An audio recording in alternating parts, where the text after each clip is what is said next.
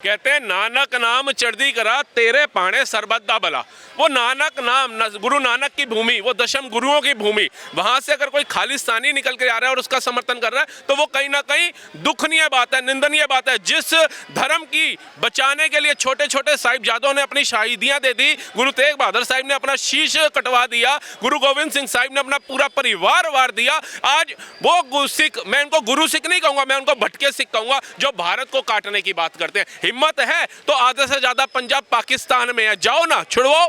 ये कहते हैं हम मुर्दाबाद नहीं कह सकते अपने उस पाकिस्तान को। गाने चल रहे थे जब ऑपरेशन सिंदूर चल रहा था, मैं कहता हूं शर्म आनी चाहिए। वो ननकाना साहब वहां पे सिखों की बेटियों को उठा करके ले जा रहे हैं जिहादी, उनको धर्म रूपांतर करा रहे हैं, उनका शोषण कर रहे हैं, उनका जबरन धर्म रूपांतर कर रहे हैं। वहां तुम्हारी बोलती नहीं चलती है। न्यूजीलैंड के अंदर गुरु प्रकाश पर्व जब चलता है, भारत का हर एक वासी नतमस्तक हो जाता है, क्योंकि उनको पता है गुरुओं की शहीदी क्या थी।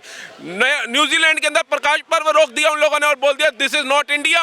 इनकी जबान नहीं चली। गुरु ग्रंथ साहिब को हरदीप सिंह पुरी जी सिर पे लेकर के आए, गुरु साहब की इतनी बड़ी बोझ को है गुरु ग्रंथ साहिब को। ये सिख वहां नहीं बोले अफगानिस्तान हम जाएंगे लड़ने के लिए, लेकिन खालिस्तान ये बनाएंगे क्यों? वो पन्नू के नंबर में चलना है। आज भी आपको बताता हूं, जिसने गुरु की सच्ची सिक्की खालिस्तानी जो खालिस्तानी सिख है वो सही तो सपोर्ट कर रहे हैं बांग्लादेश का, क्योंकि यूनुस भी जो कर रहे हैं वो भी भाईचारे की बात कर रहे हैं, क्योंकि जो दीपू दास के जो हत्यारे थे उन्हें भी अरेस्ट करा गया है। कल बिजनौर में आंख फोड़ दी एक सिख युवक की, चार जिहादियों ने।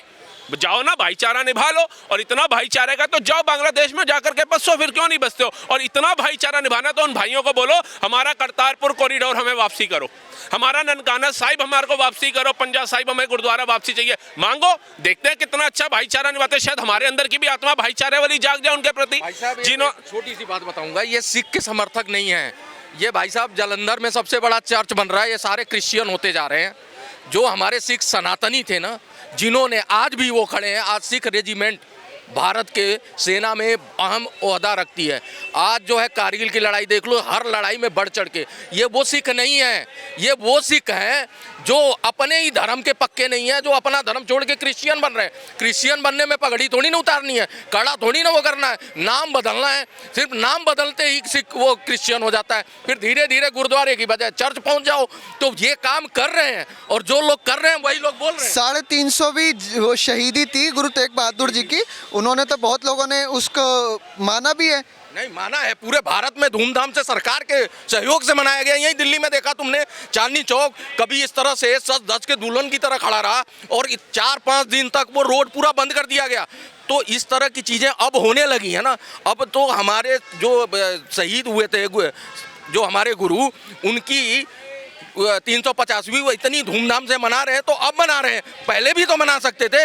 आप बताओ, जालंधर में इतना बड़ा चर्च बना रहे हो तुम लोग, तो वहाँ पे यानी आबादी तुम्हारी कन्वर्ट हो रही ना, तो तुम यानी वो लोग धर्म के पक्के नहीं है, वो ना खालिस्तानी है, वो सब देशद्रोही है, देश को तोड़ना चाहते हैं। अगर जोड़ना चाहते तो पंजाब में जो पाकिस्तान चला गया है, जो पंजाब का आधा हिस्सा, उस पे ईस्ट पाकिस्तान, उस पे शोर मचाओ ना, कहो भाई सिंध लेना है, तो सिंध के लिए कोई आवाज नहीं उठा रहा है। तो इसलिए ये सारे जो हैं कह तो रहे हैं आईएसआई के एजेंट बने हुए हैं, पाकिस्तान के समर्थक हैं, इनको देश तोड़ना है। इन्हीं की वजह से ये बांग्लादेश, ये नेपाल, ये आपका श्रीलंका, ये हमारे देश के इर्द गिर्द जो छोटे छोटे देश है ना, म्यांमार, ये सारी त्रासदी यही लोग बवाल मचा रहे हैं। भारत सरकार नहीं, जहां पूरे देश का, मैंने आज मेरी उम्र 36 साल हो गई, और मैं कहता हूं जितने भी गुरु सिख होंगे वो भी देख, पूरा भारत देख रहा होगा कि आज से पहले कोई प्रधानमंत्री बता दो जो गुरुद्वारों में जाकर के नतमस्तक हो जाता हो, जो अपने आवास में बुलाकर के गुरु सिखियों की जो पहचान है, उनका कड़ा, कृपाण, पग पूरा बिना जांच के अंदर जाता है और सहित जाता है, 5 तत्वों सहित जाता है। आज से पहले नहीं जाता था। आज हमारे नरेंद्र मोदी पग धारण करते हैं और करतारपुर कॉरिडोर गुरुद्वारे के वहां जाते हैं। तो मैं कह रहा हूँ, भारत सरकार बांग्लादेश पे कब चुप्पी तोड़ेगी अपनी? अरे भैया, कहते हैं एक चुप 100 सुख। अभी 100 सुख का फायदा पूरा भारत देखेगा और वहां के हिंदू भी देखेंगे। अभी आप तो रुक जाओ, CNRC UCC के लिए पूरे भारत में आगजनी कर दी गई थी, दंगे कर दिए गए थे। आज उसका यूज नहीं कर रहा, लेकिन इनडायरेक्ट वे में उसका यूज कर रहा है SIR द्वारा। आज सारे भाग रहे हैं, 70-80% भाग रहे हैं, कह रहे हैं हमें भागने दो। ममता कह रही है रुक जाओ, इलेक्शन आबे। वो कह रहे कोई ना सुनबे, दौड़बे। कहां दौड़बे? बांग्लादेश की तरफ दौड़बे। अब फेंसिंग हो रही है, अब सारी चीजें हो रही हैं, अब ये दोबारा नहीं आएंगे। उसके बाद क्या होगा, बांग्लादेश को उसकी भाषा में जवाब दिया सरकार ने पहले ही फेंसिंग क्यों नहीं करा दी कि घुसपैठिया अंदर ना आए? ये आपका नहीं, ये कई लोगों का सवाल है कि भैया केंद्र में मोदी की सरकार है, 11 साल से फेंसिंग क्यों नहीं करा रही थी। आपको बता देता हूं कि आप पढ़े लिखे हैं, नहीं है तो गूगल करिए।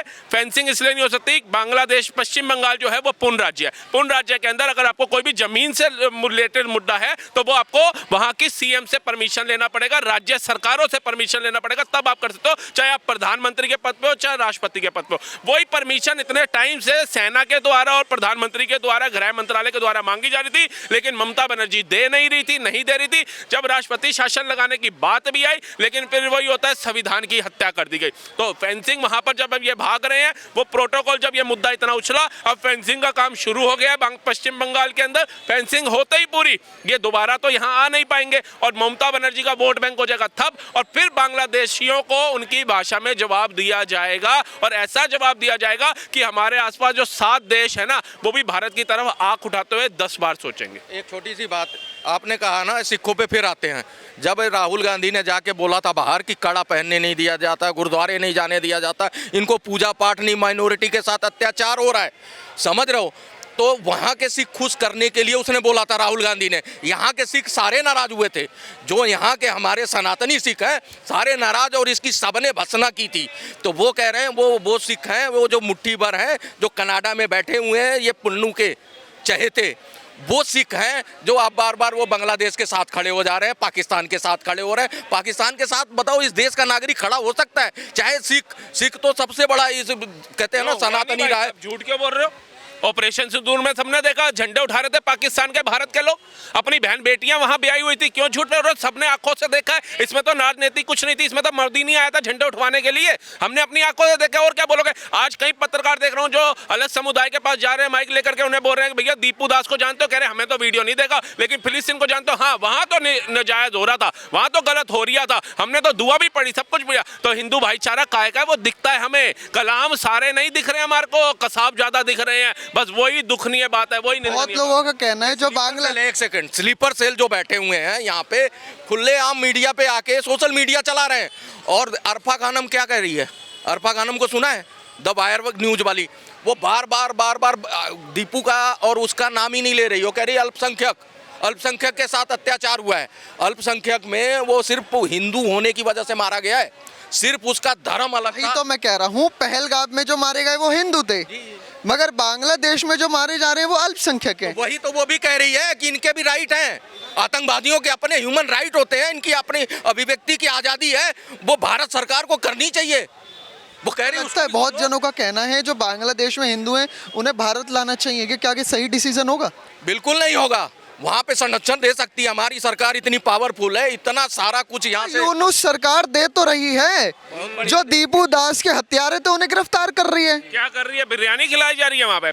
उसी तरीके से क्यों नहीं मारा गया जिस तरीके से दीपू दास को मारा गया था? तब कहते हैं ना, तब कहते हैं कि न्याय दे रही है, और उस सरकार के चलते इतनी घृण्य हत्या हो जाती है, उसके बाद वो हत्या रुकती नहीं है, 3 बच्चियों को जला के मार दिया जाता है, उसके बाद भी वो जिहादी रुकता नहीं है, उसके बाद अमृत मंडल को मार दिया जाता है पीट के, उसके बाद भी नहीं रुकते हैं, 6 से 7 और हिंदुओं को वहां पे मार दिया गया। और एक महिला जो शेख हसीना को जब भगाया गया था और कह रही थी कि यहाँ पे कुछ नहीं है, हिंदू मुस्लिम भाईचारा बहुत बढ़िया चल रहा है, सेकुलर थी वो, आज उसके घर में आग पहुंच चुकी है और वो कह रही है भारत सरकार हमारी मदद करो, मेरे घर में मेरी बहन बेटियों को नोचा जा रहा है, हमारे पड़ोस से लड़कियों को ले गए हैं उठा करके, आज उसको समझ आ रहा है। तो ये वही बात आपको दोहरा रहा हूँ कि जब आग आपके घर में पहुंचेगी तब आपको दर्द का एहसास होगा। कहते हैं जिसको बुखार होता है उसी को दर्द का एहसास होता है, दूसरा तो आपको कह देगा क्रोसिन ले लो, डिस्प्रिन ले लो, पेंटासिड ले लो, DSR ले लो, सब बोलेगा, लेकिन जिसको दर्द हो रहा है वो जानता है। तो जब आग पे घर में पहुंचेगी उससे पहले जाग जाओगे तो बहुत अच्छे रहोगे, बटोगे तो कटोगे। चंद्रशेखर रावण हो या ऐसे जितने भी नेता जो हमारे को जातियों में बांटने की बात करते हैं, बाबा साहब भीमराव अंबेडकर का नाम लेकर के, उनसे बचो, सबसे ज्यादा उनसे सुरक्षित हो, क्योंकि आज ना चंद्रशेखर रावण बोल रहा है ना वह अन्य लोग बोल रहे हैं जो जातियों में बांटते थे कि दीपू दास मर गया, वो दलित था। आज बोला जा रहा है एक हिंदू को मार दिया, एक हिंदू को मार दिया। आपको क्या शर्म आ रही है उसको दलित बोलते हुए? आज वोट बैंक के लिए तो आप दलित दलित दलित करते हो, भारत में तो आप आग लगा देते हो दलित दलित दलित। आज इनके जितने भी सोशल मीडिया के ऊपर वीडियो बनाने वाले हैं, सबको मैं देख रहा हूँ कि बांग्लादेश के अंदर एक हिंदू को मार दिया, बांग्लादेश के अंदर आज हिंदू को मार दिया। मारा, हमें गर्व है कि वो हिंदू था, लेकिन उसको जिन्होंने मारा जिहादियों को, उनको जहन्नम में भेजने का काम भी भारत सरकार करेगी, या वो अज्ञात इंसान जो कर रहा है बहुत अच्छा कर रहा है। राहुल भाई ऐसा है, बोला है, आपने सुना नहीं, टीएमसी के एक बुजुर्ग नेता हैं जो सिगरेट पीते हुए पकड़े गए पार्लियामेंट में, उन्होंने कहा कि बांग्लादेश में ज्यादा पॉपुलर हैं ममता दीदी। दूसरा वो भी बोला है दिग्गी राजा, उसने बोला है कि भैया यहाँ पे जो अत्याचार अल्पसंख्यकों पे हो रहा है उसका रिएक्शन है।